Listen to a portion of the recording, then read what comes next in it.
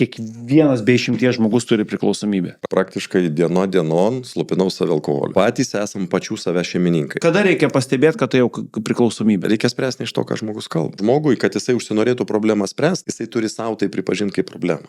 Labai dažnu atveju tinklalaidžių klausytojai yra tik klausytojai, jie nėra prenumeratoriai, todėl mes, podcastų kūrėjai, labai kviečiame jūs dažnai prenumeruoti, paspausti skambutį, uždėti tą patį laiką, pakomentuoti kažką, nes tokiu būdu podcastas yra plačiau girdimas, geriau žinomas ir mes galime kurti jums daug geresnį turinį. Tad kviečiame būtent tai ir padaryti ir gazuojam.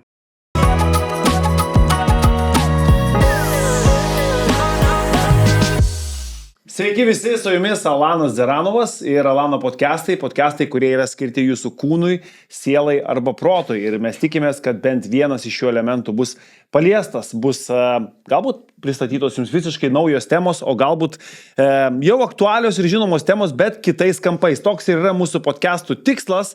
Ir šiandien tema yra be galo aktuali, visuomet įdomi, visuomet atrodo klausaisi, gali klausytis ją vėl ir vėl išgirsti kažką tai naujo. Tai yra tema apie priklausomybės. Ir šiandienos mano svečias yra priklausomybių ekspertas, jisai taip save ir įvardina. Jeigu dar turėsite papildyti savo specialybių arba rangą, galėsite pasakyti. Tomas Levulis, kuris atvyko pas mus iš Kauno, būtent ten jisai konsultuoja ir gydo žmonės ar padeda įveikti priklausomybės žmonėms. Čia jau pas papasakos jisai, kaip ten yra. Bet aš apie tas priklausomybės iš karto norisi pradėti kalbėti. O žmonės, kurie yra priklausomi nuo tinklalaidžių ir podcastų. Gera priklausomybė čia ar nepriklausomybė yra, Tomai? Jeigu dabar iš karto atsakyti šitą klausimą, tai aš sakyčiau taip, klausimas, kiek jisai paima iš to savo efektyvios naudos. Jeigu jisai pradėjo žiūrėti tinklalaidės ir podcastus, praleidžia ten per dieną 8 valandas ir nieko netaiko savo gyvenime, tai jisai kaip ir gauna informacijos, bet... Bet aš dabar klausau jūsų ir iškart mintys eina į šio laikinį gyvenimą ir apskritai, realiai mes bet kokią gyvenimo situaciją iš esmės galime nukreipti į priklausomybę. Ta prasme, tai gali būti psichologinis kažkoksai tai priklausomas dalykas. Bet ką, nes šiais laikais mes gyvename taip, kad tiek daug yra pagundų, tiek daug patogumų, tiek daug visokių sudarytų įdomių aplinkybių ir sąlygų gyvenimo, darbo, kasdienybės, rutinos, to pačio poilsio, kurios sąlyginai gali tapti iš to tokio technologinės pažangos ir atrodo labai daug privalumų ir pranašumų gali tapti priklausomybę ir neigiamą atspalvį gautų.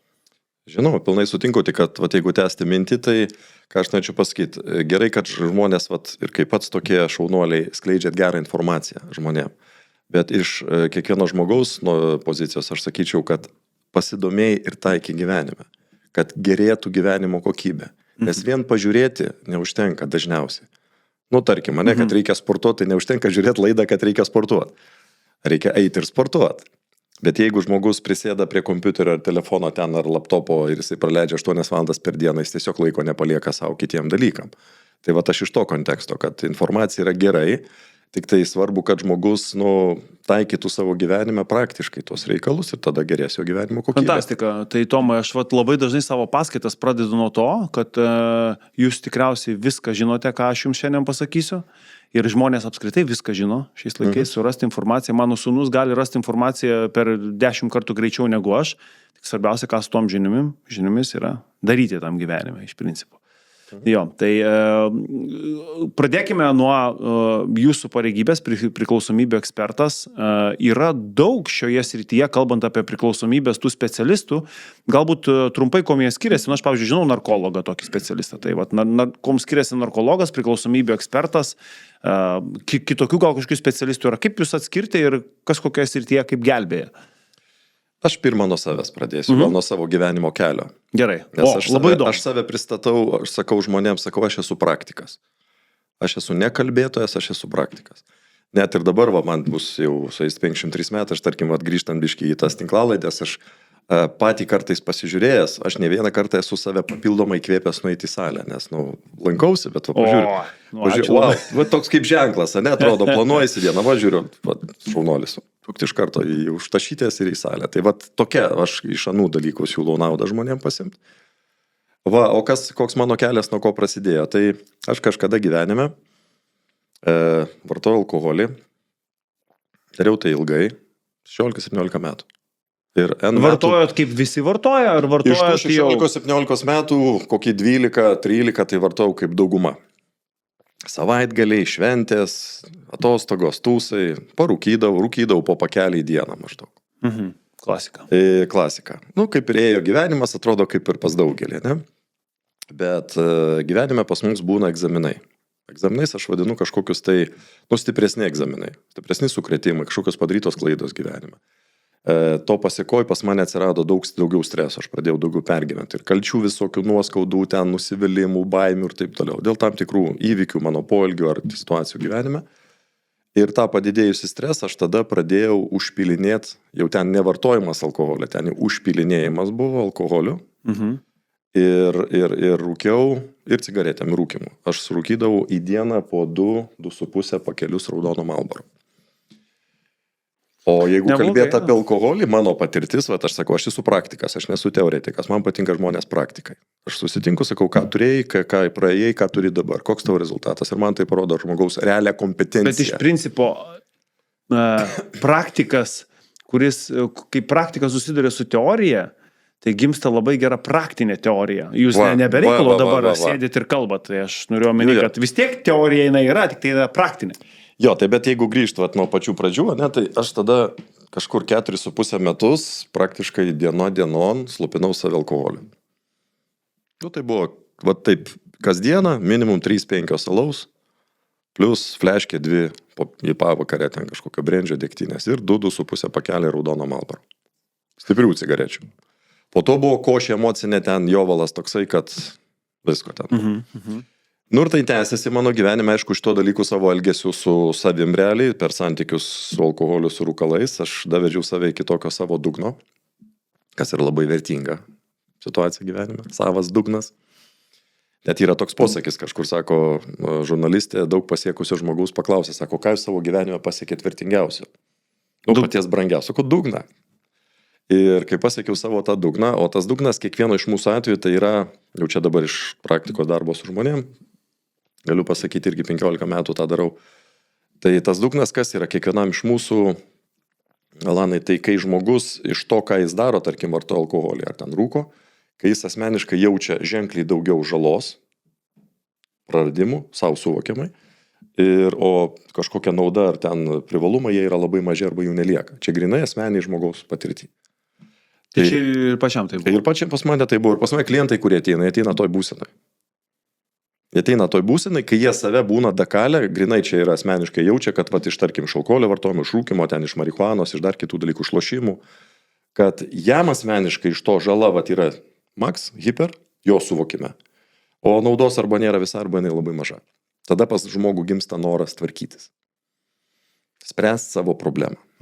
Čia kaip metaforiškai kalbant, kaip, jeigu dantį skauda biškį, žmogus galvoja, išgersiu vaistų, nuimsiu skausmą. Tai jau kai dantį pradeda imti normaliai, tada jis skambina stomatologui, sako, daktarėlį padėk. Ir aš tada tiesiog užsinorėjau tvarkytis, aš taip dabar prabėgom, nedetalizuosiu labai tos istorijos.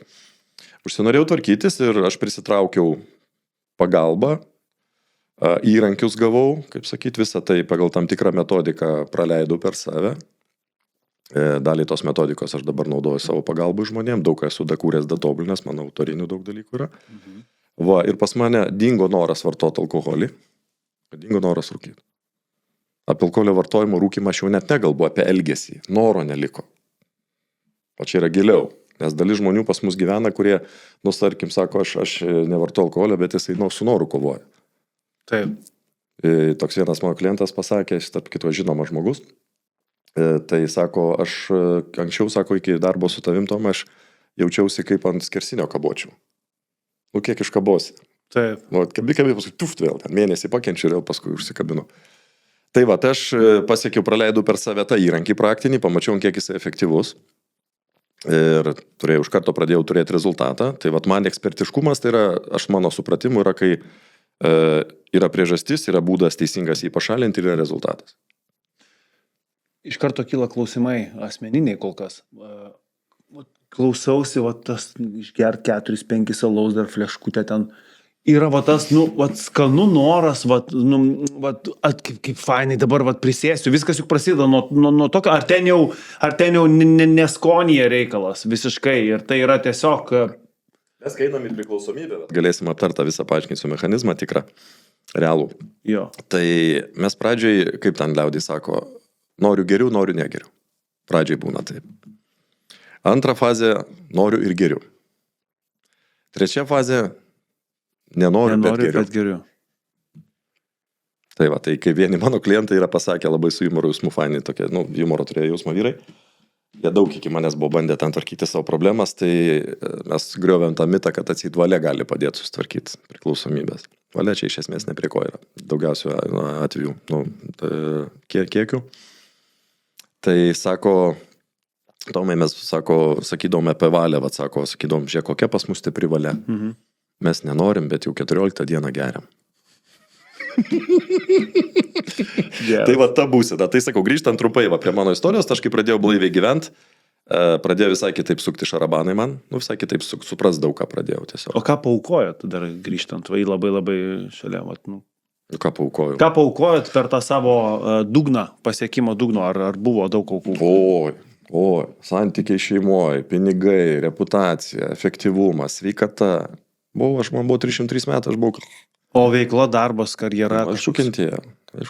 Viskas kentėjo. O sveikata, iš principo, kas nutiko sveikatai? Kas nutiko sveikatai? Kažkokie buvo tyrimai daromi, kaip jūsų ten kepenys, vidiniai organai? Aš taip jaučiausi, kad man ir be tyrimų buvo aišku, kad jeigu aš tęsiu tą, ką toliau, ką darau, tai man nesušteks gal metam, gal 1,5. Tai aš tyrimų nejau daryti, nes nebuvo kada. Tu tiesiog, kokį tyrimą atsikeli ryte, cigaretę ir alus. Tai... Kai blaiviai pradėjau gyventi, aišku, aš kai atsisakiau, tos madingo noras, aš kaip sakau, aš žmonių negydau, bet ir mano kelias buvo toksai, aš sako, tu gydai žmonės, ko aš negydau, aš jums padedu grįžti mum į prigimtinę būseną. Mes gimstam visi blaivus. Blaivybė yra mūsų prigimtinė būsena. Bet apie tai galbūt vėliau biškai aptarsim.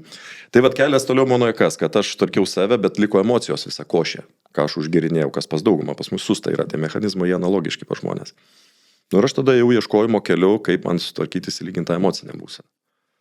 Daug ką patyriau, daug ką išmokau, daug ką gilinausi, tas visas man pravertė, suvokė, kas veikia, kas neveikia, per praktiką tiesiog, ne? Turėjau savo keletą mokytojų.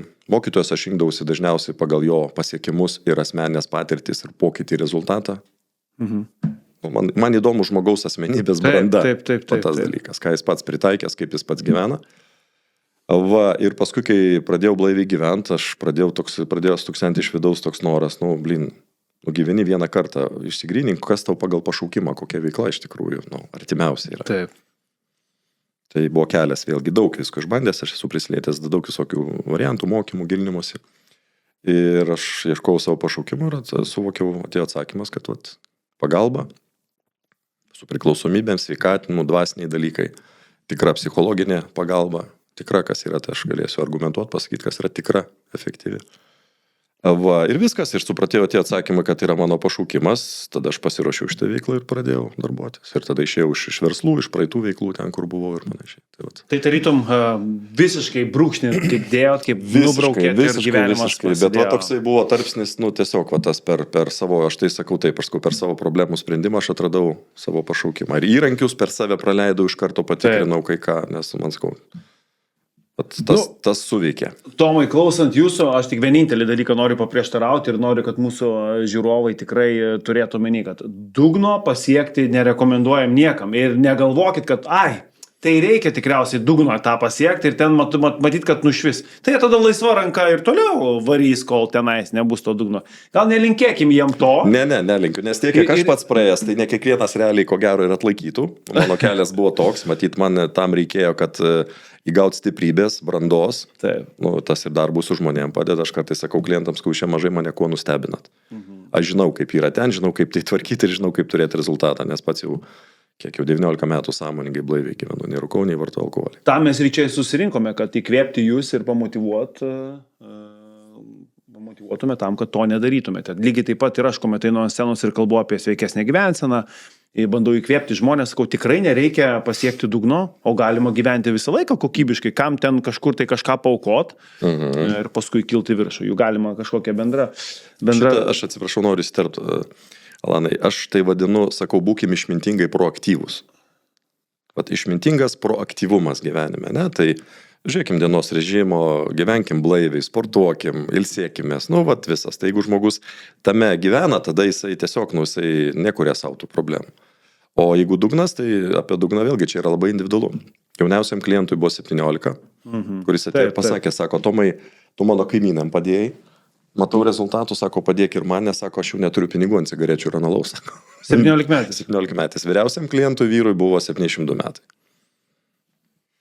Tai vat vienas tada savo supratiminį dugną, aš nekalbu nebūtinai, kad ten guli. Taip, aš supratau. Ir neatsikeli. Kai neatsikeli, tai jau tada skambini narkologui, atvažiuoja, suleidžia adrenalino į širdį ir kažkaip tai... Tai ten tada jau detoksikacija daro. Tai detoksikacija tai yra tiesiog, kad būtų aiškiau galbūt žmonėms suprasti, tai yra tik fizinio kūno išvalymas nuo intoksikacijos. Bet priežasčių ten niekas nepašalina, nes reikės pirmą suprasti, paskui pašalina. Norite pokyčio?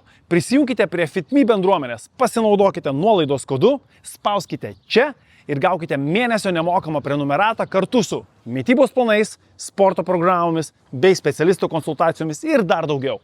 Tų priklausomybių yra gyvas velnias ir aš nuoširdžiai tikiu, kad kiekvienas be išimties žmogus turi priklausomybę. Ir ypatingai šiais laikais kiekvienas turi. Nežinau, Tomai, kokia pačio nuomonė yra tuo, bet jeigu mes kalbame apie priklausomybės, pačios populiariausios yra be jokios abejonės alkoholis, nikotinas, ką mes jau ir paminėjome. Tada žinoma narkotikai, tai yra labai stipri priklausomybė, lošimai, labai išpopuliarėjusi priklausomybė. Ir tada jau eina visos tokios, sakykime, periferinės, bet ne ką mažiau stiprios ir svarbios. Kokių dar priklausomybių pasitaiko, didėja, daugėja pačio asmeninėje praktikoje? Kas vyrauja rinkoje priklausomybių? Aš galbūt paminėsiu labai retus atvejus. Žmonėm gal bus įdomu išgirsti. Tarkim, yra priklausomybė nuo masturbacijos. Esu turėjęs klientą, kuris man paskambino, sako, paskui jis man sakė, kai padėjau sutvarkyti, sako, aš iki jūsų, sako, viską išbandžiau. Ir ten mane ir kodavo, ir visą kitą nieks nepadėjo. Bet jis sutvarkė viskas ok, bet trumpai, kad mechanizmą biškai paaiškinti. Tarkim, pas tą žmogų buvo situacija kokia.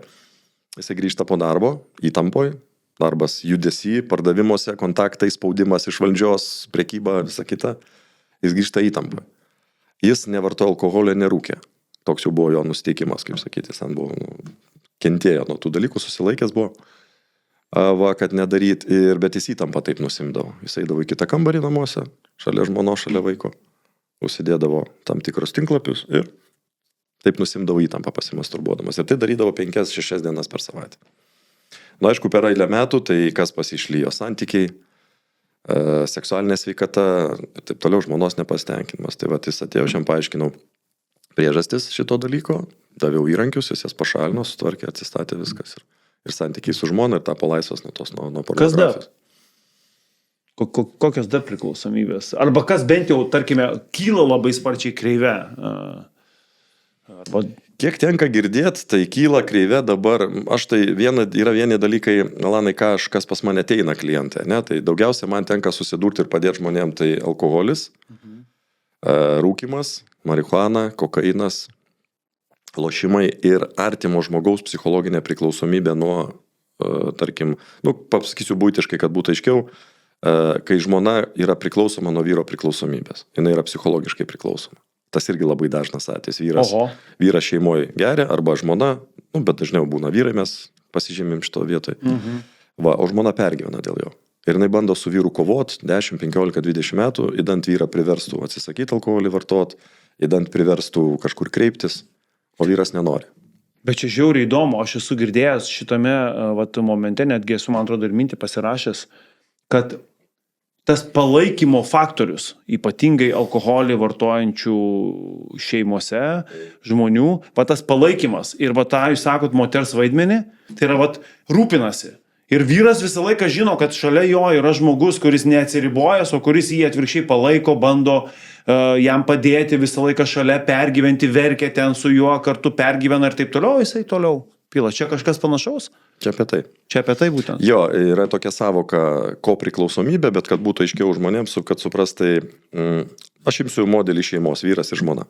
Tai labai populiaru, bet tai, galbūt matau, kad trūksta efektyvios pagalbos iš esmės žmonėm. Tarkim, gyvena vyras su žmona ir vyras vartoja alkoholį ir žmona vartoja alkoholį. Kaip taisyklė, tos moterys, kurios pergino jos dėl vyro alkoholizmo, jos irgi išgeria, tik mažiau. Taip jau būna. Va, ir ką mes turim tada? Jie gyvena kartu, tarkim, vyras pavartoja, pabalevoja, ten visą kitą, kaip elgėsi žmona. Jis pradeda įkaltint, priekaištaut, moralizuot, grasint ir taip toliau. Kitiems šmeižti jį, ten skambina jo tėvam, ten tvarkykit sūnų, ten draugam ir panašiai, kompanijom, su kuriamis jis laiką leidžia. Kitaip sakant, pas moterį šito vietoj, kad bus aiškiau gal žinia žmonom geriančių vyrų. Nes tai problema irgi yra sprendžiama. Jeigu žmogus vartoja alkoholį ir jisai pats tos problemos spręs nenori, reiškia jis, ką mes šiandien ką tik šnekėjom, jisai savo galvoj nepasiekęs tos būsenos, kad jam dominuoja žala, supratime, ne? O nauda yra labai maža. Savo dugnelių jis nepasiekė. Reikia tada suprasti tokį dalyką, kad pas moterį gyvenime atsirado vyras su priklausomybė nuo alkoholio dėl priežasčių, kurios yra jos pasąmonėje. Jos atminti. Mūsų pasąmonė valdo kiekvieną iš mūsų 95-97%. Kokios tos priežastys yra? Tai yra moters baimė. Pasąmoninė moters baimė per artimo žmogaus vartojimą alkoholio patirti skausmą, diskomfortą, kažkokius praradimus. Ta baimė gali susiformuoti mačius nuo mažų dienų tėvą gerinti, brolį gerinti, senelį gerinti ir panašiai. Mama, jeigu alkoholikė buvo, tai mūsų pasąmonė valdomus, ten visas sėdė. Ten mūsų iš esmės, ten mūsų problemų priežastys yra mūsų pasąmonė, ne vaikystė, kaip čia mums pateikia. Nes vaikystė yra laiko tarpas, su juo nieko nepadarys. O pasąmonė. Pasąmonė atsimena ir periodą, vaikystė, paauglystė ir panašiai. Ir ten mes įsimenam išgyvenimus, ką matėm, girdėjom ir ką emociškai patyrėm įvairiais kontekstais. Tai esu, nežinau, 100 moterų padėjęs sutvarkyti šitą problemą, pas vyro net nematau. Jeigu moteris sutinka ateiti pas mane, pasitvarkyti save dėl vyro alkoholizmo, kas būna labai keista, pirmą labai neįprasta suprasti. Ne vyras gerai, jis turi Tomai pas tave ateiti, sako.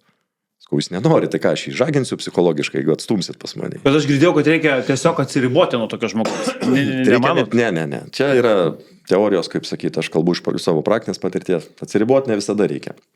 Reikia sveikai atsiriboti, bet pirmą reikia moteriai, jeigu kalbu apie moterį, tai žinot, kaip pašalinti, aš turiu įrankius, metodiką savo darbę naudoju. Tai ne pokalbiai yra. Pašalinti baimę iš pasąmonės, kad per artimo žmogaus alkoholio vartojimą aš patirsiu skausmą, diskomfortą ir panašiai. Nes kai moteris turi tą baimę, tada jinai nori vyrą kontroliuoti. Mesgi vyrai esame. Mūsų nesukontroliuosi. O dar jeigu vyrą nori sukontroliuoti, vyras dar priešinsis. Vyro galima paprašyti mandagiai, tada vyras norės girdėti. Čia biškai santykių psichologijos. Taip. Tai tada iš baimės moteris nori vyrą kontroliuoti, sukontroliuoti neišeina, tada jinai pyksta ir tą pyktį išvemia kaltinimais, pretenzijom, grasinimais. Nuo to pas vyrą tik dar daugiau streso ir dar daugiau alkoholio. Tai girdžiu, kad priklausomybė yra ne dalykuose, o žmoguje. Galima tokią tezę? Tikrai taip. Priklausomybės priežastis, kad būt visai konkretiem ir paprastiem ir aiškiem, tai yra ne genuose, ne vaikystėje. Jinai yra žmogaus pasąmonė. Atminty. Tomai, pakalbėkim trumpai apie fiziologiją priklausomybių. Kas vyksta mūsų galvoje, kūne, kepenyse, inkstuose, nežinau, skrandyje, ar mes tai vartojam, ar mes tai kažkur žiūrim, ar skaitom, nežinau, kokia tai priklausomybė bebūtų, ar uostom. Kam viso to kūnas prašo ir apskritai, kaip vystosi tai? Yra tas fizinis lygmo, yra psichologinis lygmo kažkoks, kokie ten dalykai aktyvuojasi. Gerai, aš pradėsiu nuo šaknų ir ateisim iki fiziologijos. Gerai, kad būtų aiškiau. Dėl ko žmogus pradeda, tarkim, nežinau, rūkyti, vartoti alkoholį, rūkyti žolę, ten kokainą ar dar kažką daryti. Priežastis, mano nuomonė, aš ją patikrinęs esu ir man labai logiška, aš kaip sakau, turi žmonėm logiškai paaiškinti, kad jisai suprastų, paskui duoti įrankį tą priežastį pašalinti, o ne kažkaip mistiškai gydyti ten 20 metų ar kažką. Tai mes gimstam visi, kaip sakiau, be žalingų įpročių, ne? Gimęs niekas, kiek aš klientų klausiu, sakau, kai mama tau krūtį siūlė su peniuku, tu neskai duok kaliaus man. Tėvai ten į petį nebeldė metų laiko, tik daug man činčiką parūkyti kancarą, ne? Tai reiškia, mes visi gimstam be priklausomybių. Ir gyvenam, 15, 18, 20 metų, kol pradedam tai daryti. Tai kaip formuojasi priklausomybės priežastis pati? Aš noriu pertraukti. Prisiminiau vieną rimtą istoriją. Pasirodo, kad nuo gimimo galima priklausomybę gauti iš karto. Kai duoda ne krūtį, o duoda gliukozės tirpalą naujagimiui. Aš esu skaitęs ir girdėjęs iš šitų atstovų, akušerijos specialistų buvusių, nes dažniausiai esame apie tai mažai kas kalba, bet buvę, kad dėl tam tikrų kažkokių tai patologijų duodamas gliukozės tirpaliukas, pirmoje eilėje, kas turėtų būti privalomai moters, mamos krūtis turi būti, paskui galima jau ten kažką. O jeigu pirmoje eilėje duodamas gliukozės su cukriuku, tas vaikas natūraliai po imprintingo pirmojo vėliau jaučia didesnį potraukį cukrui. Tarp kitko. Viskas sėda į atmintį. Taip, būtent. Šitam kontekste, jeigu biški grįžt atgal, tai vėlgi kiek pas vaikus būna traumų iš anų laikų, kai vaiką tik gimus jį paimdavo nuo mamos. Čia irgi pasąmoniniai gilūs dalykai, kurie paskui gyvenime gali biški tam tikrus dalykus įtakoti neigiamą prasme. Tai grįžkim. Tai grįžkim prie priklausomybės mechanizmo ir priežasties. Tai mes gimstam, kaip sakyt, be jokio žinojimo. Bet gyvenam mes kur? Mes gyvenam sociume ir aplinkoje. Mūsų sociume ir aplinką sudaro mama, labai svarbios figūros, kiekvienam iš mūsų yra tėtis ir mama. Namuose yra televizorius. Aplink mūsų sukasi bobutės, močiutės, seneliai ir taip toliau. Ką vaikas nuo pat mažens mato ir girdi. Aš dabar kalbėsiu tik tai apie alkoholį ir rūkymą, tarkim. Nes nors iš esmės visą mūsų raidą įtakoja tai, ką mes išmokstam, kaip reaguoti vyras į moterį, į save žiūrėti, moteris į vyrą ir panašiai. Čia viskas yra pasąmoniniam lygmenį, ne vaikystėje. Tai jeigu kalbėti tik apie alkoholį, tarkim, imsim vieną šitą mechanizmą, nors visi jie panašus iš esmės. Tai ką mes matom nuo pat mažens savo aplinkoje? Šventė, iškerkim. Krikštynos manęs mažiuko. Realiai neatsimena vaikas, bet viskas gula per akis, mes gaunam net 80% informacijos. Mes esam realiai, žmogaus natūra yra mes mėgdžiotojai esame, mes niekada nedarom to, ko nežinom. Mes pirmą pamatėm, sužinom, įsiminėm, o paskui darom tai, ką jau žinom, išgirdom ar patyrėm. Tai ką mes matom nuo pat vaikystės aplink save, mūsų toj sociume, mikrosociume.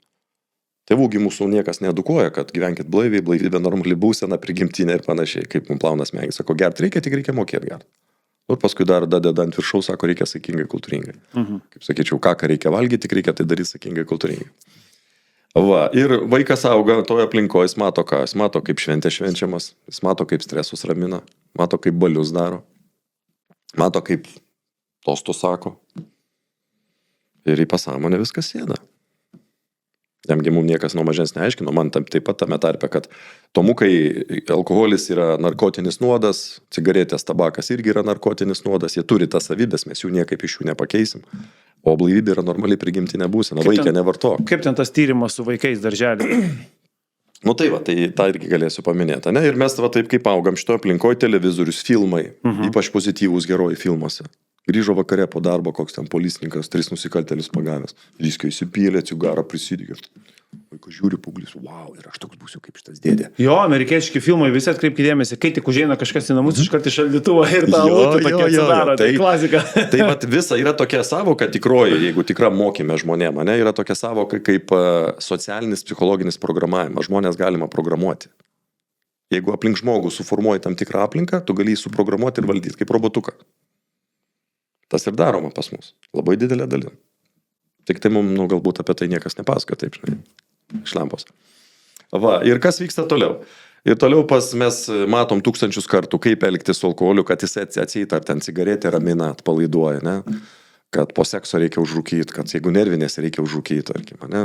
Su panelė eini į pasimatymą, filmų scenos, reikia žvakė ir vyno taurė turi būti. Vynas iš vis pateikiamas kaip šventas gėrimas, nors tai yra alkoholinis gaminys lygiai toks pat kaip alus, viskis, degtinė ir panašiai. Ir pas žmogutį pasąmonėje, o svarbiausia pasąmonė, atminty pas mus formuojasi ta požiūrį į alkoholį programa. Mes turim daug programų pasąmoninių. Vairavimo programą, vaikščiojimo, 2 kojų, mitybos programą, sportavimo programą. Ten yra atmintyta informacija, kokie pratimai, kokius raumenis stiprina. Ne? Ir tada mes tame toj terpėje augam. Čia sakau viskas. Tėtis, mama, draugai, klasiokai, filmų herojai, multikai, reklamos, visas sociumas. Ir ta programa susiformuoja ir kai mes sulaukiam tų savo, kaip aš sakau, 19 metų, keliolikos metų, vieni 15, kiti 20, 19, ta programa ką sako? Klausyk, sako, seniai, tu jau kietas bičas. Šokius tau reikia varyti ant drąsos į kalbą. O dar kai suaugę mums sako, iš viską sako, tau negalima, tu kai užauksi, tu per mažas. Dar mums motyvuoja, sako, wow, aš noriu anksčiau didesnis būti. Tai va, ir ta programa, va, alkoholinė programa, rūkiminė programa, tinkama už kiekvieno narkotiko vartojimo ar elgesio yra ta tinkama elgesio programa, kurią mes įgyjam. Žmogaus charakterį formuoja, Alanai, du dalykai - auklėjimas ir aplinka. Auklėjimas yra tėvų pavyzdys, auklėtojos, mokytojos. Mokytos irgi gali traumuoti vaikus mokyklose, jeigu piktos, žeminančios, kaltinančios yra. Tėvai dažnai tas klaidas nesužiūri mokytojų. Tai nepamirškite, kad mokykloje labai, nelabai, aš sakyčiau, vis dar vertinimo kriterijus yra geras vaikas, tas, kuris gerai mokosi, blogas, kur dažniausiai, kuris blogai mokosi. Prisitaikė prie stiklinės formos, vanduo tada.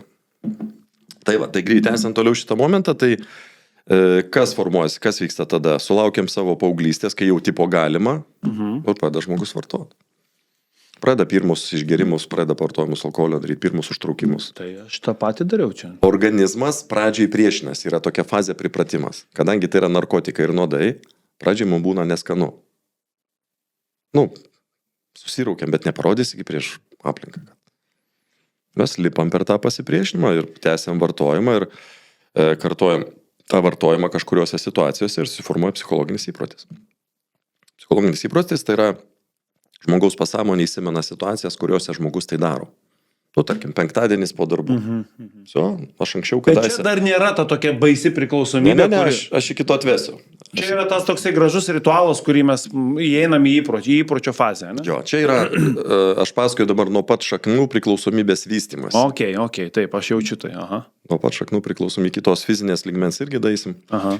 Va, ir tada žmogus pradeda vartot iš įpročio, nes, penktadienis, šeštadienis, stresas irgi yra įpročio dalykas pradžioje, nes matėm įsitikinimą alkoholinį, kaip formuojasi. Mes daug kartų girdim ir matom iš aplinkos, kad susinerin išgerk, atseit alkoholis ramina, arba linksmina atseit. Jis neturi jokio poveikio, nei raminamojo, nei linksmino, nei vienam narkotikė nėra šito dalyko.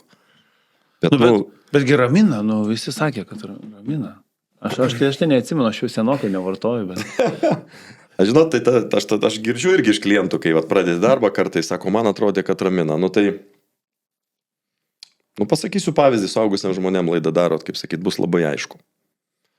Įsivaizduokim, yra panelė, jinai serga stipria venerinė liga. Turi kažką. Aha. Sifilis, tarkim, kažkoks. Aha. Ir jeigu su ją vaikinas pasimylės, jisai tiek, kiek jam užteks lytinės pajėgumo, jisai turės malonumo. Pagal amžių, pagal pusvalandis, valandą ten, ne? Tai bus jam malonumas. Kas pas jį bus po to? Po to bus tas pats, kas yra. Po to bus venerinė liga, problema. Lygiai yra analogiškai, metaforiškai papasakoju šitą pavyzdį, lygiai yra tas pats alkoholio vartojimas. Žmogus keliom ten valandai, minutėm įneša save iš melagingo supratimo į tą pseudo laimę, bet ilgam laikotarpiu jisai kuria savo problemas. Jisai kala savo per valią, per charakterį, per sveikatą, per finansus, per uždirbimą, per efektyvumą, per krūvas dalykų. Aš jau nekalbu apie tai, jeigu ten prisidirba su policija reikalų, su kodeksais visais ir panašiai. Tai aš į alkoholį ir visų kvaišalų vartojimą žiūriu kaip tą, sakykim, su tą moterį. Nes realiai rezultatą reikia žiūrėti, visas procesas, ne? Kaip mano gyvenimo kokybė, efektyvumą veikia, tarkim, metų, 3, 5 laikotarpį.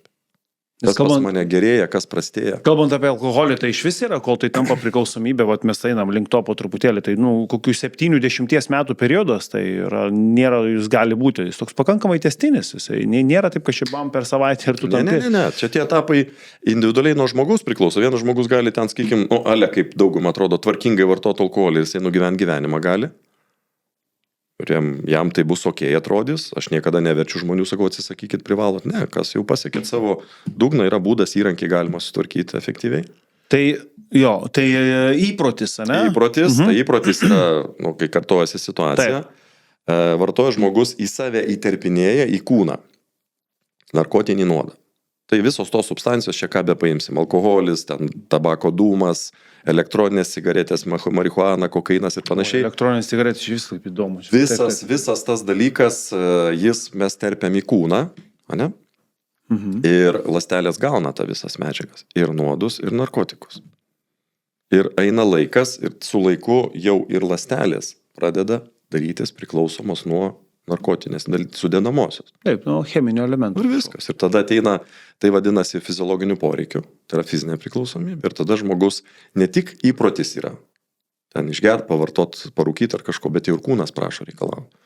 Ir tada jau tas fizinis lygmuo, jau tada aišku eina per fizinį lygmenį ir pažeidimai jau ten giliau eina, toliau ląstelė žūsta, mutuoja, visokio ten dalyko. Ten nieko, realiai nuo bet kurio, aš pasakysiu taip labai paprastai, nuo bet kurio narkotinio nuodo vartojimo žmogaus organizme nieko gero nevyksta. Ta reikia suprasti tiesiog, paprastai logiškai sėdus pamačius. Aš taip, tokią metaforą galiu pasakyti. Kaip žiūrėtumėm į žmogų, jeigu kamštį stovit Vilniuje, važiuoja ten, tarkim, namo ir matot iš mašinos išlipo čiuvakas, pasilenkė prie duslintuvo vamzdžio, kamštį daug mašinų ir uosto iš duslintuvo. Pažiūrėjo ten TDI, dizelį. Pagazuok, sako, apsikaifavęs visą, wow, gerai, kur dabar dujom varomas. Keistai žiūrėtume, ne? Yeah. O ką daro žmonės, kurie rūko? Jie dar didesnius nuodus terpia į save už didelius savo pinigus. O emocinis valgymas ir, pavyzdžiui, kompiuteriniai žaidimai. Juk čia kas yra? Čia jau yra dopamino kažkoksai tai smegenų, reiškia, ten, nežinau, poveikis. Per kitus truputėlį jau nebenuodimas, savotiškai. Ar vis tiek čia į tą pačią? Emocinis valgymas, tai jis irgi savęs nuodimas yra. Nes ką mums maitintis reikia? Maitintis reikėtų, kai jaučiame alkį. Ir maistas pagrindė turėtų tarnauti kaip maisto medžiagų šaltinis mūsų organizmui. Bet kai žmogus pradeda per maistą dar save raminti, tai yra mechanizmas labai panašus kaip alkoholis, kaip rūkimas. Tai tada kas gaunasi, jisai ne tik pasimaitino, kad alkį numalšin, bet jis dar apsirijo, kad ramesnių pasidaryti. Gaunasi apsirijo. Ir tada neretai, man tenka ir padėti su mitybos sutrikimais. Tai kas vyksta, tarkim, pas merginą panelę, jeigu jinai turi tą mitybos sutrikimą, jinai alkoholio kaip ir vengia vartot, raminti save, tipo, ne? Ar ten rūkyt, jinai tada apsirija maistu. Ramina save. Apsivalgė mergina ir iš karto tada iš pasąmoninio lygmens, kas eina ten nuo mažų dienų, jeigu buvo iš jo šaipytasi, kad jinai stora, menkinta mamos ar tėvo, klasiokų, kad, kaip tu atrodai, visa kita, pasėsėdi pasąmonį baimę, ką apie mane pagalvos, jeigu aš sustorėsiu. Aišku, kaltės, ten menkavertiškumą ir panašiai, visi dalykai yra tvarkomi, efektyviai, aš duodu įrankius visą tai tvarkytis. Ir kas tada pas merginą, pas žmogų randasi, tada ką jinai iš tos baimės sustorėti, jinai vonė, pirštus į burną. Aš trumpai įvardinau vieną iš mitybos sutrikimų mechanizmų. Tai po žalingų įpročių, Alanai, po visais iš esmės intoksikacijom ar žalingas įpročiais yra poreikis pakeisti savo emocinę būseną. Kitaip sakant, mažiau jausti neigiamų emocijų, kurias mes visi kaupiam per gyvenimą. Tai jeigu apie mitybą. O kompas tai yra kas? Kompas neretai tai gali būti tiesiog pabėgimas nuo realybės. Į žaidimą ir panašiai. Pabėgu, užsiriboju, atsiriboju. Arba būna į kompą, aš tarkim, tu esu turėjęs net ir pavyzdžių tokių realiai, žiūriu, vaikinuką sėdi, ten tokio, čia iš seniau, kad bibliotikoje teko lankytis, ten renginys toks buvo ir žiūriu, vaikinukas jau kelintą dieną, ten jisai prie kompo sėdi ir žaidžia šaudo. Žudo. Šitie visi šaudimo reikalai, jie ten yra daugiadieniai, ten yra rimti reikaliukai. Aš prisėdau, aš kadangi turiu gebėjimą, tai praėjau žmonės, aš tai pažiūrėjau, jis kur galiu aš tai pašnekinti, paaugliukas. Sako, jo dėdė, galim pakalbėti. Sakau, kaip tau, ką? Tau patinka žaidimas? Sako, kad aš daugiau neturiu ką veikti. Tai jisai iš namuose, o kas kodėl jisai, aš tiesiog atskleis biškį būseną žmonėm iš realių situacijų. Sakau, o kaip namuose, tėtis, mama nėra, sako, tėčio mamos brolis piktas, tik tais mane strojina, mušo ir panašiai. Tai sakau, tu turbūt dabar per tą žudimą brolį žudai ten. Jo, sako, aš tą pyktį išlieju. Oho. Jūs tik pasižiūrėjau, iš kur čia suprato dėdė. Sakau, biškį suprant. Tai tas žaidimas gali būti pasitraukimas nerealybės, gali būti žudimas tų figūrų, kaip pykčio sukaupto išliejimas ir panašiai. Plus, aš kaip sakau, nuo žaidimų, jeigu žmogutis žaidžia daug žaidimus, gali formuotis pas jį čia, aš tai vadinu gyvenimišką impotenciją. Ką turiu minty? Gyvenime nėra taip, kad mygtuką paspaus ir tau ten 100 eurų perves, 100 baksų gausi bonusą, kaip nužudęs kokį ten, nušovęs kažką sušautų. Gyvenime reikia eiti, rodyti raumenį, siekti, judėti ir panašiai. Bet jeigu žmogus užauga ant žaidimų, jis gyvenime gali neturėti įgūdžio. kad reikia ateiti, kažką daryti, kalbėti, tartis, siekti ir panašiai. Tai vat, tie žaidimai, jie turi daug tokių kontekstų labai žalingų, bet iš esmės, jeigu paprastai šnekant, tai yra aišku priklausomybė, tai yra nuo kažko bėgimas, nuo kažko traukimas. Mūsų tinklaladėje vandens pertraukėlė ir mes renkamės Akvilės vandenį šiai pertraukėliai. Vanduo, kurį atidarius, jūs galite būti tikri, jog jūs esate pirmas, kuris prisiliečiate prie šio nekalto vandens. Ultra Clean technologija, išgaunamas vanduo, neturi jokio sąlyčio absoliučiai su nieku, apart jūsų lūpų ir gomurio. Atsigaivinam ir tęsėm mūsų pokalbį. Ką tu man čia pasakoji, aš jau 30 metų sėkmingai darau verslą, pas mane čia pinigų kiek nori, čia man tas surūkyti marihuanos, čia yra geras atsipalaidavimas Amerikoje, čia tarp kitko yra viskas legalizuota ir panašiai, tu ką nors pasiekęs gyvenime ir taip toliau. Tokių atvejų esate turėję, kur ateina ir sako, kad tai ką, tu pažiūrėk, aš viską turiu, bet ir ką, kad aš čia Tokie pas mane neteina, jam nėra poreikio. Nes pas jį, jo supratime, jis nesijaučia pasiekę savo dugną. Prasme, jo supratime, ta jo marihuana jam turi 6 melagingas, jo supratime geras naudas. Atsipalaidavimas, taip toliau ir panašiai. Tai jisai tai daro, jeigu jam dar veža psichika, viskas okei, tai viskas gut.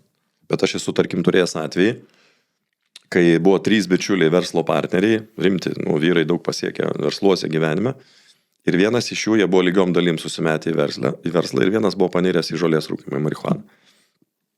Ir jis turėjo savo pareigas jų versluose ir jie pradėjo matyti, kad stringa viskas ten. Sako, nuvažiavam, jis apsirūkęs, jis parodė, ką jūs čia norit. O ten verslo partneriai atvažiavę, žodžiu, nieks jo nesulaukė.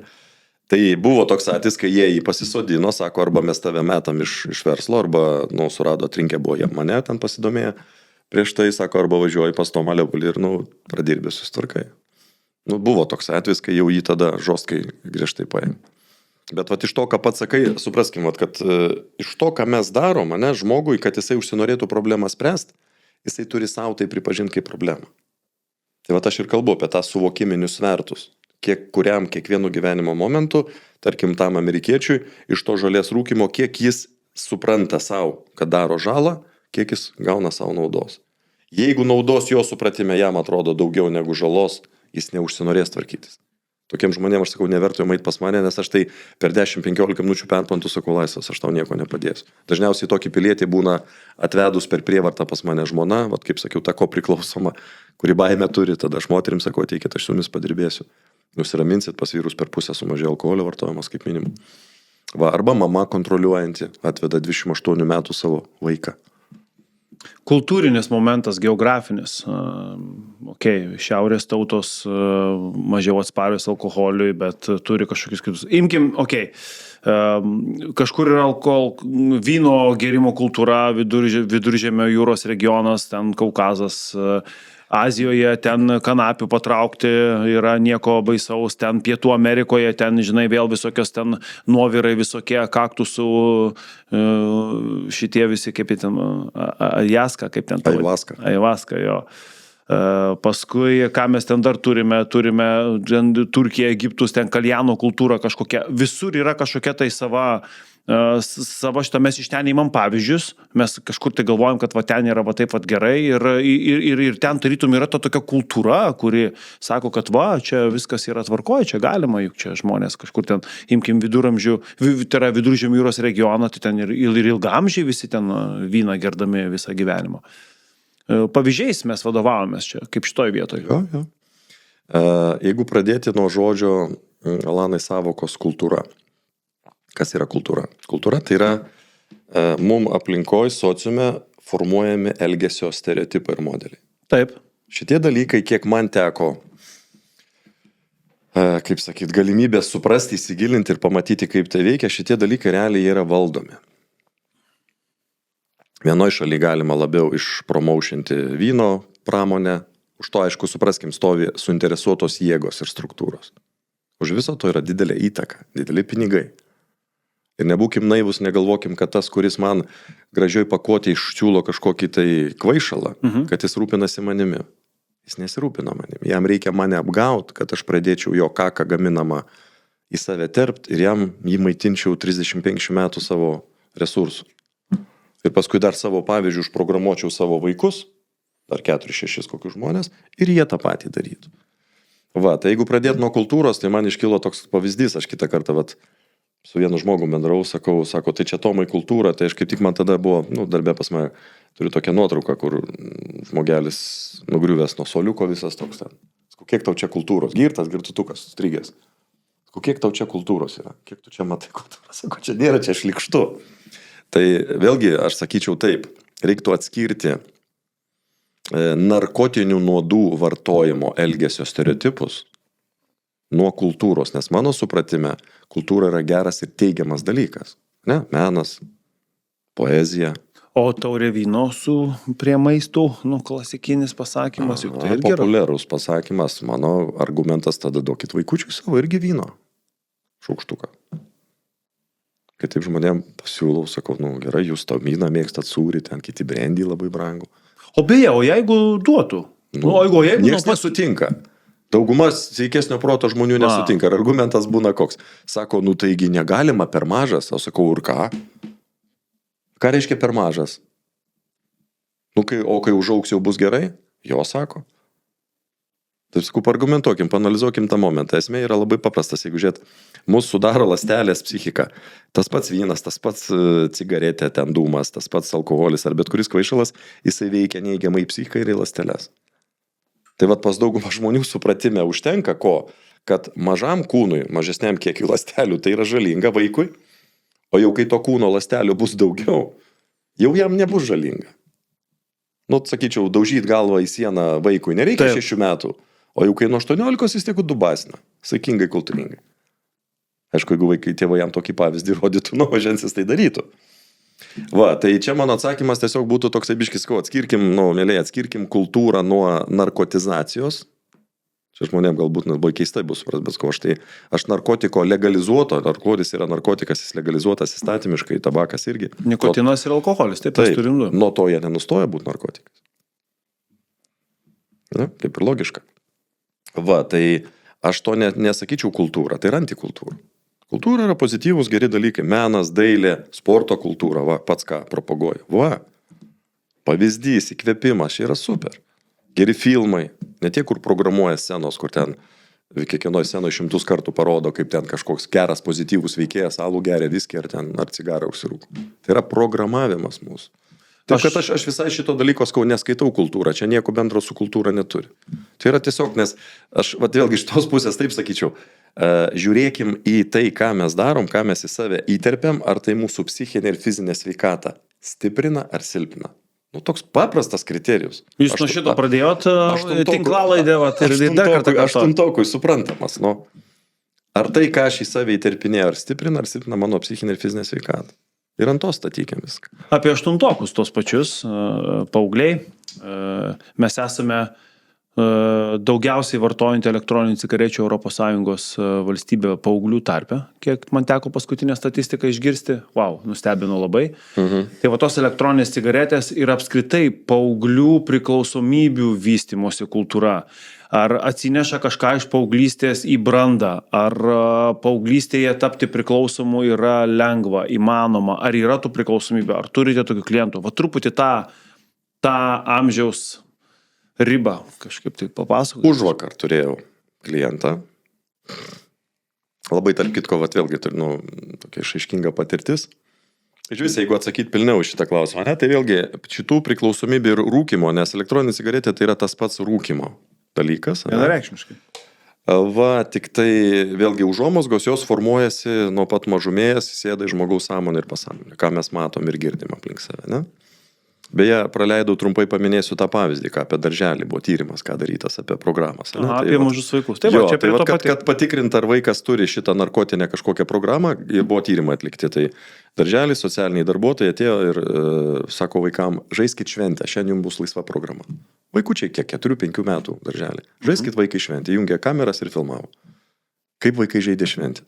Susistūmė stalus greitai, galais kėdutės, sėdo berniukas mergaitė, susistatė kegliukus žaislinius, susistatė plasmasinius indelius savo, ir sėdi šneka, ten kažką kelia, jį pila viens kitam, susidaužė, apkabina paskui panelę. Sumažintas suaugusių variantas. Reiškia, jiem jau iki tų 4-5 metų užteko keli šimtus pamatyti to melo apie narkotiko, alkoholio šiuo metu, turiu minti legalizuoto narkotinio nuodo vartojimą, pas jos programą jau sėdi.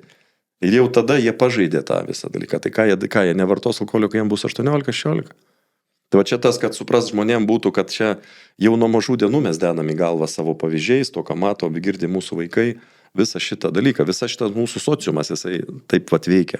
Tu greičiau pradėk gert, rūkyt, prasigerk, kaip sakyt. Nes jeigu tu to nedarysi, tu nebūsi krūtas. Tipo. Taip. Grįžtant prie cigarečių. Tai vėlgi programos formuojamas nuo mažens, gula, ką girdim ir ką matom ir girdim. O kas vyksta, ką aš matau su šitom elektroniniam cigaretėm. Čia labai graži padaryta gudrybė. Tas pats rūkimas, jisai paverstas į, tai yra melagingai pateikiama kaip į mažiau žalingą, nekaltesnę formą. Bet tai yra melas. Aišku, galbūt ta industrija, kuri tai daro, jie uždirba iš to ir panašiai. Ir tarkim, kas, šiandien aš važiavau pas patį laidą irgi, sustojau prieš esaforą, žiūriu, vyrukas sėdi ir ten. Flomasterį rūko. Jo, flomasterį rūko, kitas ten tą vaipus ir panašiai. Kas gaunasi, ką aš pastebiu, žmogus realiai jisai surūko ne mažiau, o dar daugiau. Ir tas mano klientas, ne per seniausiai, kur irgi pradėjau dirbti su juo, tai sako, Tomai, realiai aš supratau, mes analizavom su juo tą situaciją, sako, aš tos vaipukus perku, sako, tas vaipukas yra iš užsienį, yra jisai gyvena žmogus, sako, tas vaipukas jis yra pakelio atitikmuo. Aš sako, jį per pusdienį sučiulpiu. O jeigu man reiktų cigaretėm tą patį daryti, aš jau tiek nepajėgčiau. Nes nepatogu, tu negali visur. O šitą sako, aš tik pamygtuką pasvab. Belia kur. Iliuzijų pridėta žmonėm. Kad mažiau kenksminga, mažiau žalinga, lengviau paprasčiau ir biznis vyksta. Ten patalpo dar, man atrodo, su kažkuo reiškia. Jo, ir patalpo, ir gimdymo palatoje atsiet gali. Belaukiant. Čia mums makaronų gali prikabinti, suprantat, bet vėlgi grįžkim prie paprasto dalyko, kas aš nenorėčiau įsiplėsti tom elektroniniam cigaretėm, ten niuansai cheminiais, bet vėlgi vyksta elementarūs žiaurūs dalykai. Ten kažkas dega, kažkas išgarinama, kažką mes įkvepiam. Vartykim kaip norit, jeigu jūs turim sąmoningą protą, galvą ir logiką, tai tam dūme ar tuose garuose įkvepiamuose. Ten irgi yra narkotikų ir nuodų. Nusgi tai tiesa. Tai koks skirtumas, kokią formą aš tai paimsiu, jeigu aš rūpinosi savo gyvenimo kokybę, psichinę ir fizinę sveikatą, ar aš kažkokį plasmasės gabaliuką čiulptelsiu ten mašinai važiuodamas, ar aš prisidėksiu soskę rūkstančią, tabako įmirkyto popieriaus ten chemikaluose, ar aš ten kažkokį flomasteriuką patrauksiu. Ten procesas vyksta vis tiek dėgymas. Kažkiek išgarina, aišku, per garus visą kitą, bet į savo kūną žmogus ir į psichiką traukia narkotikus ir nuodus. Ir sakau, čia tokia aš matau tą iliuziją, tokia žmonės sako, mes mažiau surūkom. Ne mažiau, sakau, mėlėjai, jūs pasigilinkit. Jeigu jums tiek pat reiktų cigarečių sutraukti, jūs net, reiktų išėjti kažkur, ne, o čiagi įsitraukiai, patraukiai. Tad jeigu būtų objektyviams, sakau, pasigilinkit, tikrai ir jūs ne daugiau net surūko. Nes tas procesas padarytas, čia gudrybė yra, padarytas patogesnis ir dar mažiau kaltas. Ir dar mitas sako, kad tai nežalinga. Kvapukais apskanina, kaip sakyčiau, karvašų dienę uždėsim medaus trišauk, sakysim, prašau. Jis jau skanus šūdas. Kažkur čia yra su to karvašu, tarp kitko, man yra, kažkoks yra tas rūkalas daromas būtent iš karvės šūdo. Jo, tai čia sakau, bet esmė, žvelkim, kaip aš tą pavyzdį su ta panelė sakiau, ne? Jinai bus gražiai išoriškai, tarkim, ne? Ar jinai bus apsirengus suknelę, džinsais, maudimuku, bet jeigu jinai turės stiprią venerinę lygą, mes ją trumpai pasimėgavę, mes turėsim ilgalaikės neigiamas pasiekmes, kas ir yra nuo cigarečių, nuo visų cigarečių. Vėžiai, onkologijos, burnos ertmės, psichikos sutrikimų, burnos ertmės, visokie ten vėžys ir taip toliau. Viskas eina, mes, supraskim, tą dūmą, pas mus žmonės, žiūrėkit, iki beprotybės kovoja už ekologiją. Kai kada paklausai, jau sveikų protų biški, sakom, jau. Taip. Vos ne, pagimdyk mane mamą atgal. O kai pažiūri, kas ką į save terpia ir traukia, ne? Tai hebra, tai taupykit pinigus, eikit mašinų vamzdžius ir pavostykit, kapstistovit. Čia humoras, aišku, bet kad sujudint žmonėms suvokimą grinai, suprantat, nes apie priklausomybės galima kalbėti per cheminį dūmo sudėtį, ten per fiziologiją. Aš linkęs pradėti visada sąmoningumą žadinti, pirmą nuo to žmogui. Supras, ką tu darai. o toliau supras, kodėl tu tai darai. Tugi ne pats tai pasirinkai, tave apžaidė ir tu patikėjai, kad tai yra gerai. O paskui jau tu pradedi tai daryti, o paskui jau žiūri, kad šitą čiulpį popierinę smirda, neskanu. O prašau, tą plasmasės gabaliuką, dar ten nežinau, kokių tų kvapų, žemuogių kvapas. Jo, ten begalė mėtos visokios. Nikotinas ir kava, mes dar prie jo truputį grįšime, nes tai yra ta priklausomybė, nuo kurios labai dažnai grįžta, išeina. Tai norėsiu paklausti apie šitą, kodėl čia taip nutinka ir kaip reikėtų elgtis. O dabar norėčiau paliesti mažus vaikus, ypatingai jų priklausomybę telefonams, 15 sekundžių trukmės video žiūrėjimui, kaip tai atsiliepia, kokio pačio patirtis yra. Nes tai jau yra truputį kita grandis. Tai yra vaikas, kuris galbūt kai ko nesuvokia, kažko nemasto, nors ten kažkas tai vyksta tikriausiai labai panašiai. Ir kaip čia reikėtų elgtis? Jeigu mes turim sąmoningą būtybę, kuri gali ateiti paprašyti pagalbos, čia nebeateis niekas jau. O priklausomybė yra. Ką galima padaryti, ne? Konstruktyviai žiūrint logiškai? Ribot?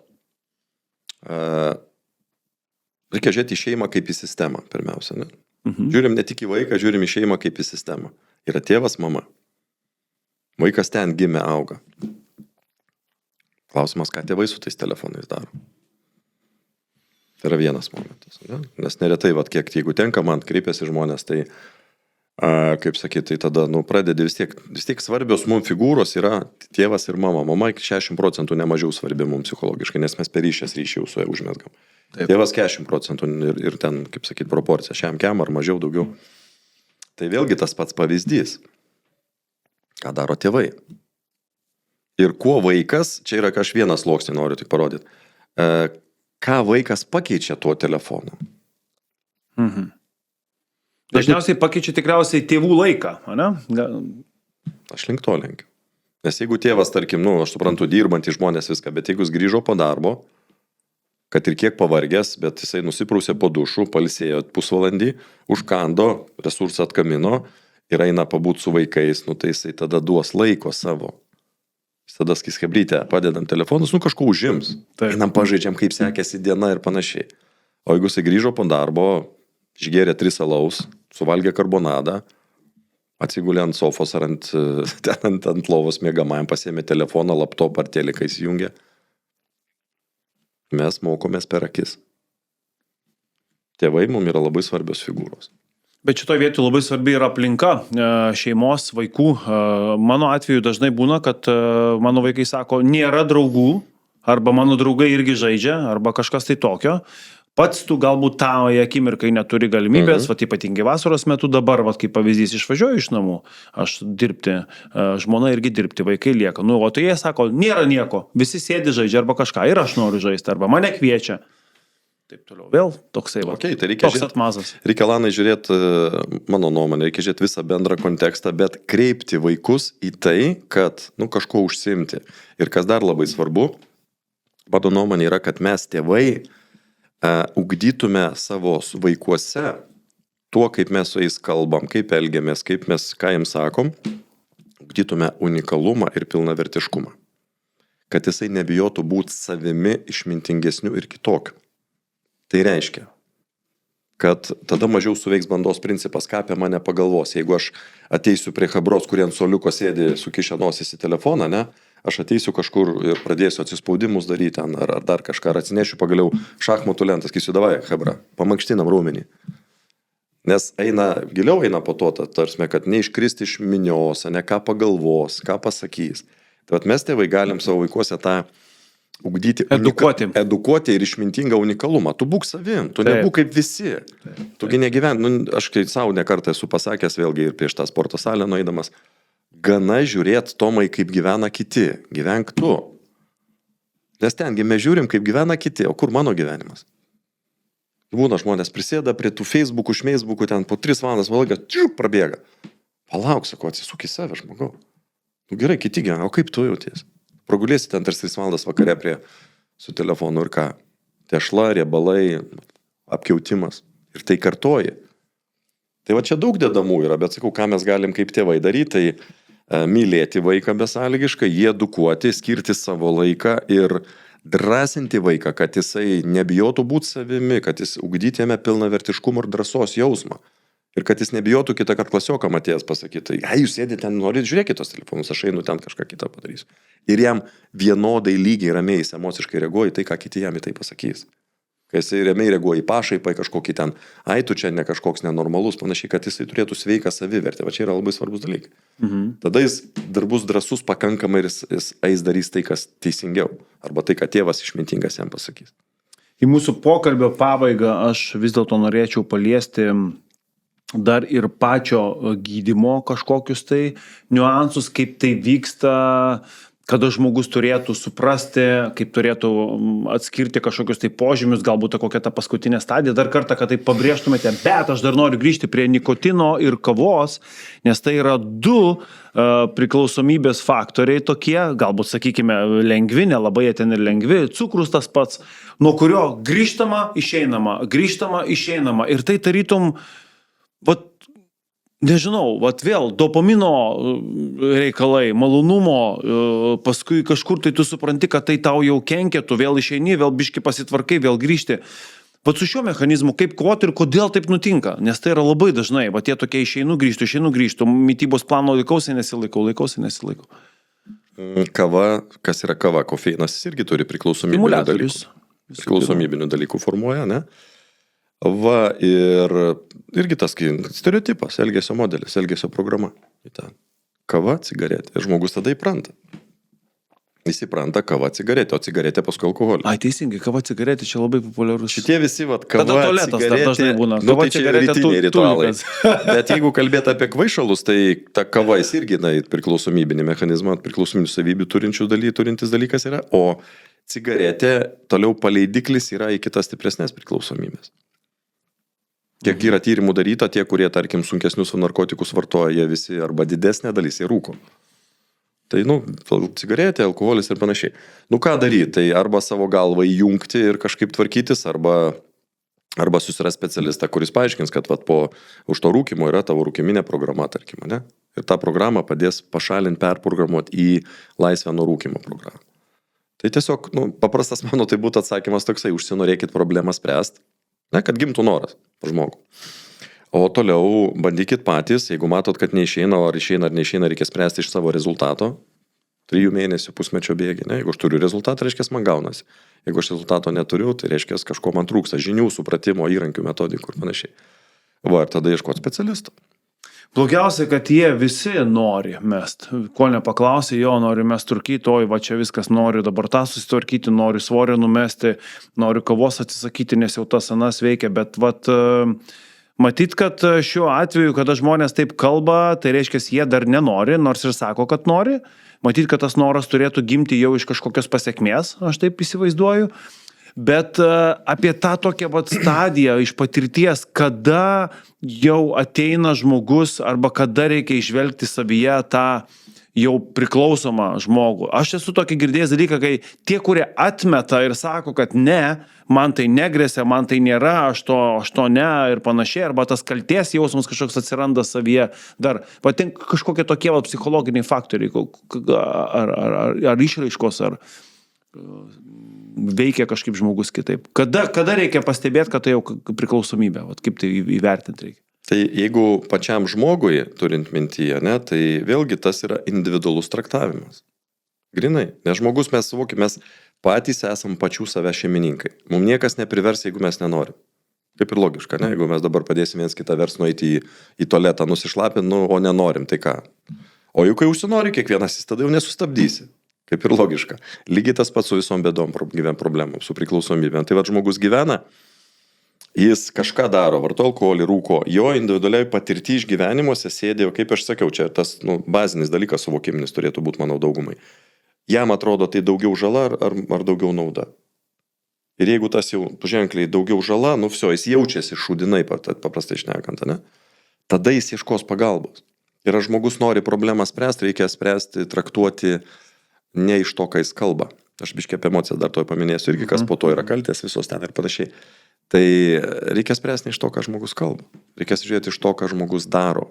Žmogaus tikrus norus atspindi veiksmai. Tai jeigu bičiulis ar pažįstamas pačiam, oi reikėtų ir panašiai, tai reikėtų perklausti, ar čia tu manęs pagalbos prašai, ar tu tiesiog nori išsipasakot. Sakys, ne, čia aš tik noriu išsišnekėti, padėjuot tam kartą. O jau kai jisai norės, jis sakys, klausyk, gal žinai, kas padės. Tai vėlgi kas gaunasi, tada, kai žmogus jau užsinori, jisai kažko tai ieškos. Tai yra mano pavyzdys kažkada, aš kai užsinorėjau, tai aš šaukiau į visatą, kaip galėjau. Ir man davė variantą. Jeigu žmogus nenori, tai čia jų, nes nieko neišgelbėsim, supraskime, mes nieko neišgelbėsim. O šeimose vėlgi, jeigu grįžtai moterim, tas artimiesiam yra įrankiai, kaip sakyt, pagalba, galima teikti.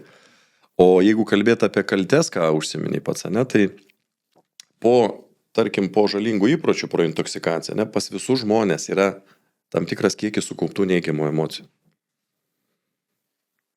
Nes mes reaguojame į gyvenimą, mūsų reakcija sudaro emociją. Tame tarpe mintys, emocijos, žodžiai, poelgiai.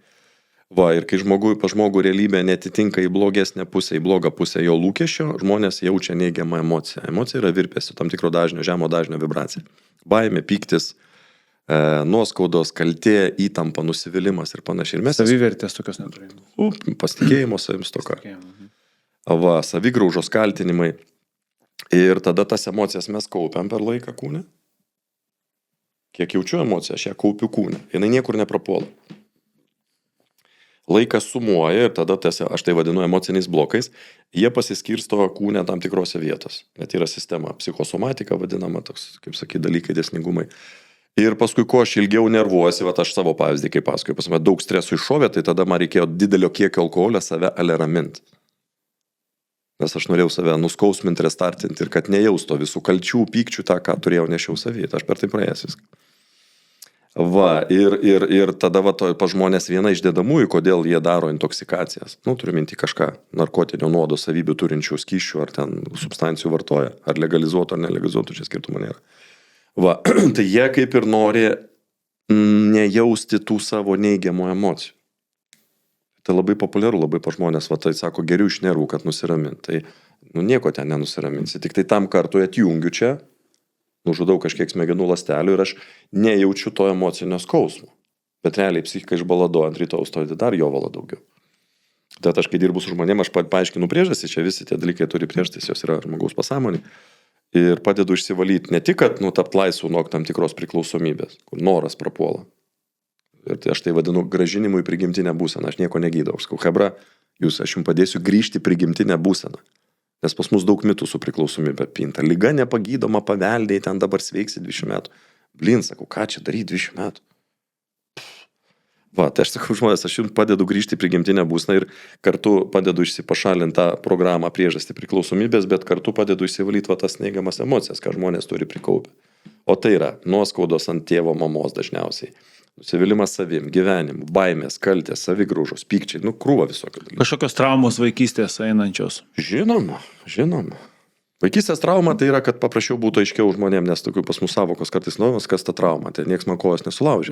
Taip. Bet tarkim, aš augdamas šalia alkoholiko tėvo, kaip pavyzdys, tėvas sporto alkoholio, ir aš reaguodamas jį, aš jaučiau baimę, nesaugumą, jis ten pykosi su mama, aš slėpiausi po lovą, kaip pavyzdys. Va, ir pas mane pasąmonė tada susiformuos, tarkim, su tėvo figūra ir su alkoholio vartojimu susiformuos baimė. Va, tą emociją reikia išvalyti, aš tą padedu daryti, ne pokalbis, čia pokalbis mes nepateksime. Čia labai įdomu, o kaip, yra tie kodavimai legendiniai, ten 1, 2, 3, kaip ten užkoduoja, kažkaip ten, ne? Čia kodot gali bet kas.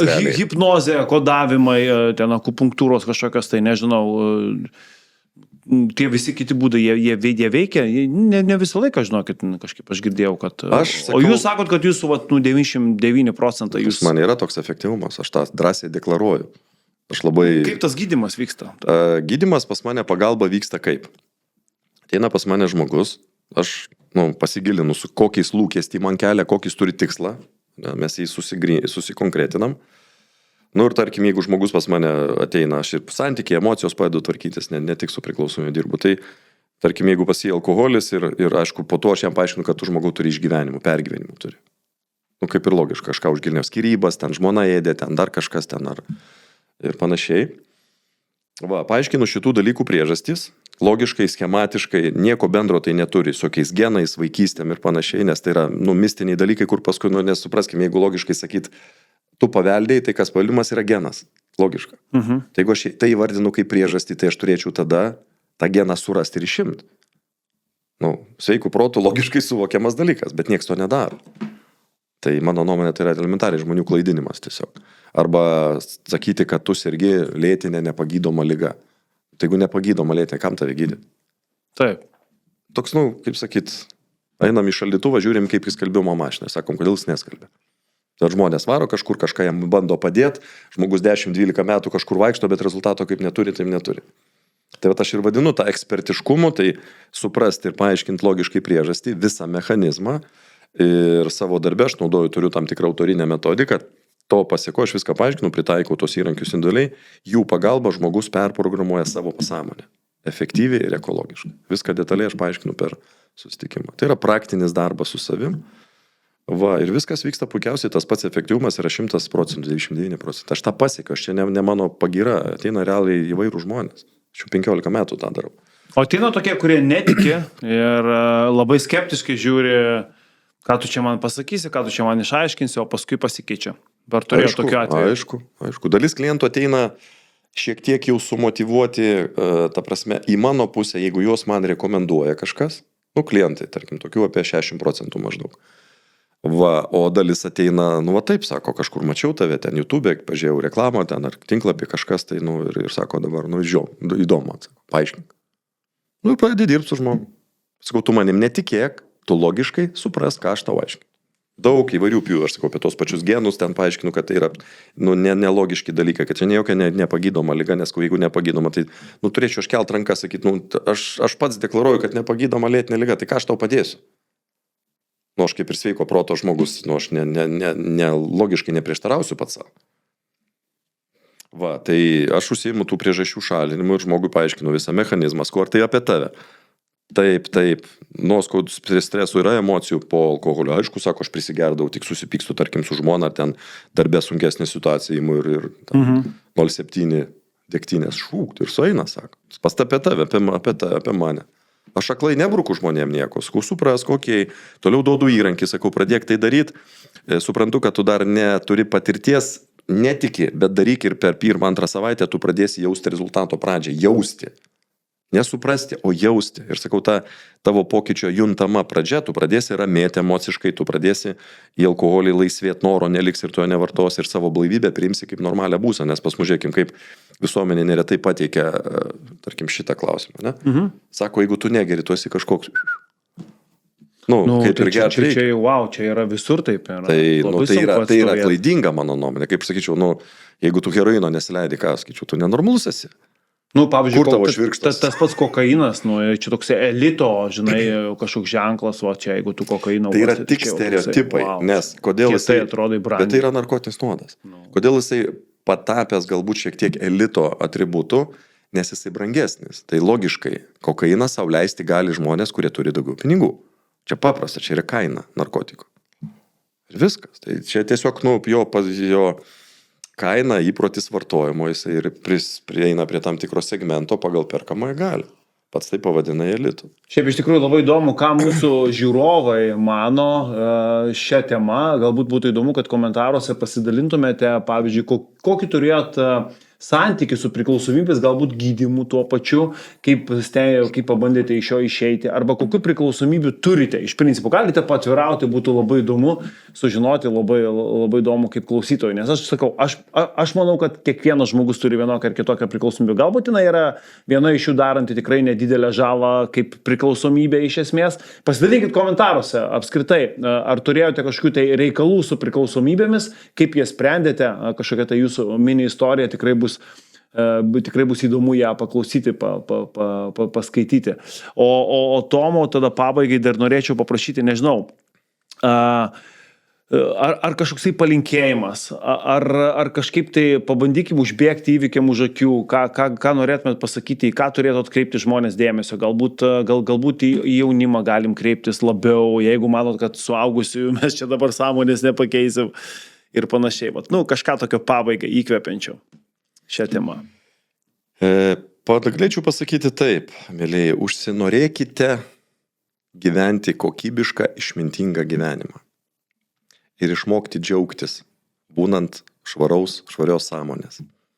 Kai jūs to užsinorėsite giliai iš širdies, tada jūs pradėsit kažko ieškoti. Ir jums gyvenimas tada paduos kažkokią informaciją, podcastus, specialistus, mokytojus, pažįstamus ir panašiai. Tai būtų palinkėjimas tiesiog užsinorėkit nugyventi išmintingą, laimingą, prasmingą gyvenimą. Šiaip iš tiesų, jums ką tik kalbėjo du vyrukai, kurie būtent taip savo gyvenimą pakreipė po tam tikrų lūžių gyvenime. Tiek Tomas, jisai papasakojo savo istoriją, tas pats lygiai nutiko ir man, kuomet aš sulaukiau 30, šią dieną man yra 41 ir aš 11 metų gyvenu visiškai kitokį gyvenimą ir ta kokybinė kreivė tik tai kyla aukštyn.